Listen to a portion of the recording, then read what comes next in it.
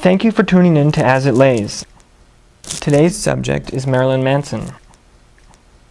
Marilyn Manson, thank you for being here. You're welcome. We'll just get started with the questions then. Did you have a childhood comfort object? I was thinking about opening up because when I used to live near the Magic Castle, there was the Comfort Inn. And I thought when I was a kid, I used to make forts. Then if you made a Comfort Inn, I think it would be like a very popular, if you want to do like a venture capital thing. So as a kid, I think making forts and hiding in them, not yet, the parlance, the word cum, which is always kind of odd for me. I don't know if you spell it with C-U-M or C-O-M-E. Either way, I don't really like to use the word. I like to say making wet in you. What would be the title of your memoir? Okay, well, if the memoir is post me being alive, I wouldn't care because I'd be dead, so it wouldn't matter. I just want to make sure that I'm alive, intact for the apocalypse, so I come back as a zombie. So it would be, my memoir would be, wait till the apocalypse because I'm going to eat your face off, you cocksucking everyone, etc. ... etc. ... I just want to do it double in case I forget the first ellipsis and the first etc.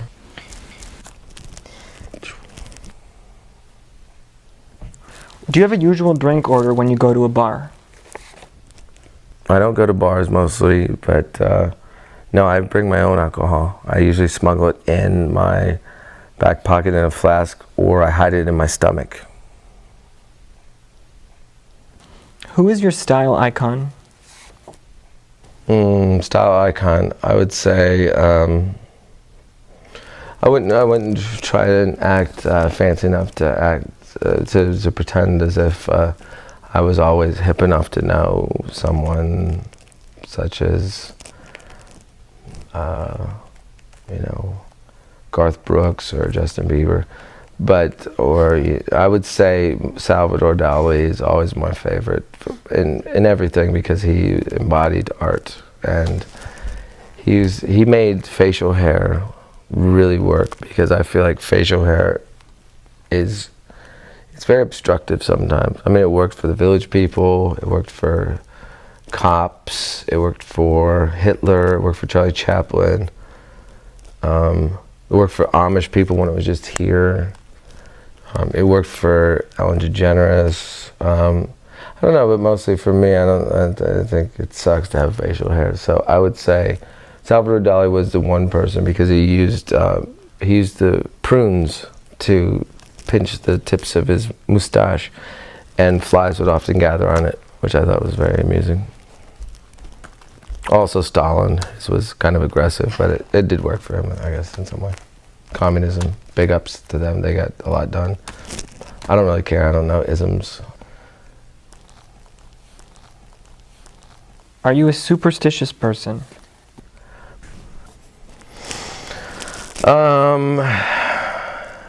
Superstition is an odd word now that I think about it, because what if it was just like a regular stition or like an amateur? It's like, like if you're pro-life, what if you're just amateur life? Or so superstitious. I'm afraid of a couple things. Well, I once learned a few lessons. This was a lesson taught to me by, I think Ice-T brought this up in a conversation. Not the drink, but the rapper or Law and Order guy. He said that black people were afraid of skeletons and fireworks. And he said that white people were afraid of black people. So that was a superstition legend right there that I learned. But I think that I'm mostly afraid of, mostly afraid of when you fall asleep after having sex, if women are staring at you. I just don't want to wake up to someone staring at me. It makes me nervous. That's why I usually kill them or don't have them stay over or don't have sex with them. That gives me a carefree life, very capricious life.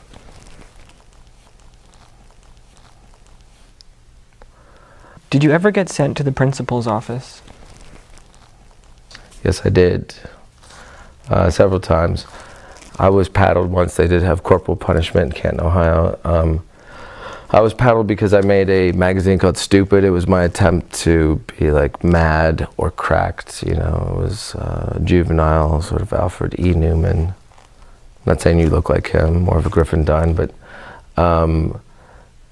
there was that was the first time, and I only got like one whack on the ass. Don't get any ideas when I say that. I know that's very provocative language, but the second time I got sent to the principal's office was because I broke into my grandfather, who's now dead, but he's not actually my grandfather. I found out later. It's a very long story, many threads. I stole a used, quite greased up, I believe with Vaseline was the preferred lubricant of the 70s and 80s.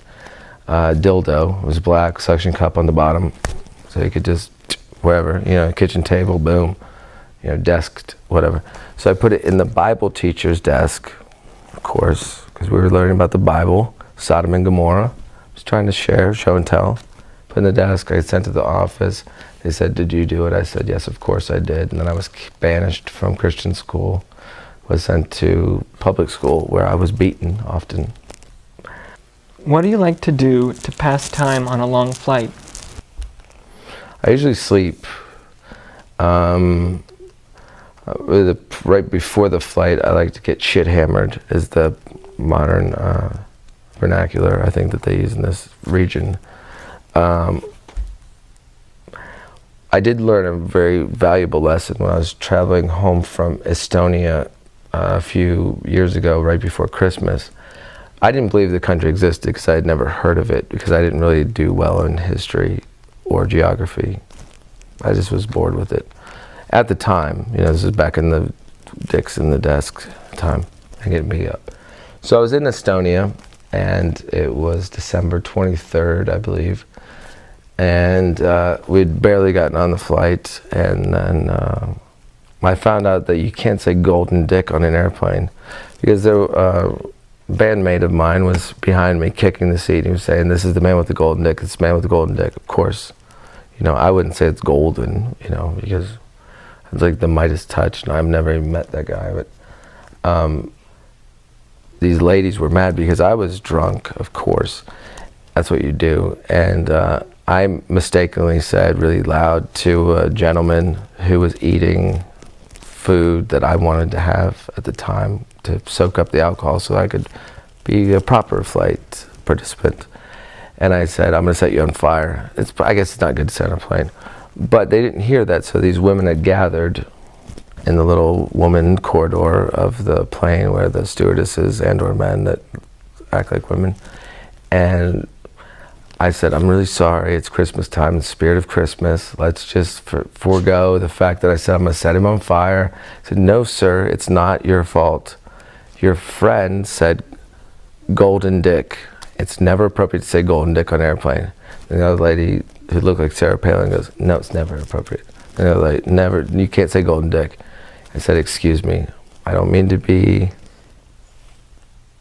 a troublemaker, but you just said golden dick 3 times in a row." And therefore, I got us off the plane. It was a narrow escape, but we got back to America. And I still don't believe Estonia exists, so sorry, Estonia. Golden dick. What is your favorite cult film? The Jim Jones Massacre. Was that filmed? Do you believe in love at first sight? I believe in hate at first sight, because that's more often than not.